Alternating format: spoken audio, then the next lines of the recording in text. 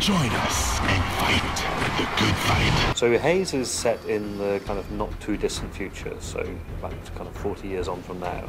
And in that future, a lot of military activity in the world is run by privatized armies. So it tells the story of a company called Mantle, who make a lot of technology. They make like household technology, industrial technology, but they also have an army which is used to kind of be involved in peacekeeping around the world. Kind of like they've taken the role of the UN and NATO in the future.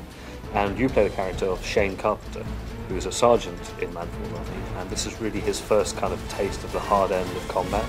And he's fighting in a war in South America, where a rebel force have taken control of the country, and Mantle have been sent in to sort it out. The most immediately obvious thing about Haze, when you look at it, is the visual quality. We've completely upped our game in terms of the complexity of the scenes and stuff that we're working with. And I think people used to Periodical's previous games who will be interested to see that we've gone for a very photorealistic style in this game. So a big part of Haze is based around Mantle's use of a kind of biomedical combat enhancing supplement called Nectar.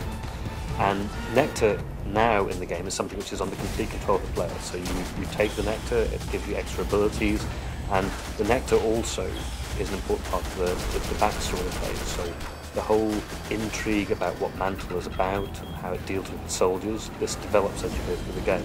We like the idea of weaving the story and the gameplay very closely together. It's not an afterthought. So the story of Haze takes place in a kind of continuous time frame narrative over 3 days.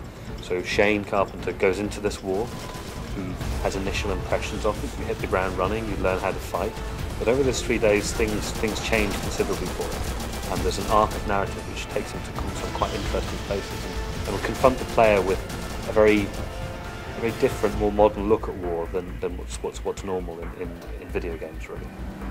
Haze has full 4-player co-op throughout the campaign story, and then for more traditional multiplayer stuff we'll be offering deathmatch, and also we're very excited about a number of assault-based kind of mini-objective multiplayer maps. With Haze, what we really want to do is to not just be pushing the bar with gameplay and presentation, we want to make people think.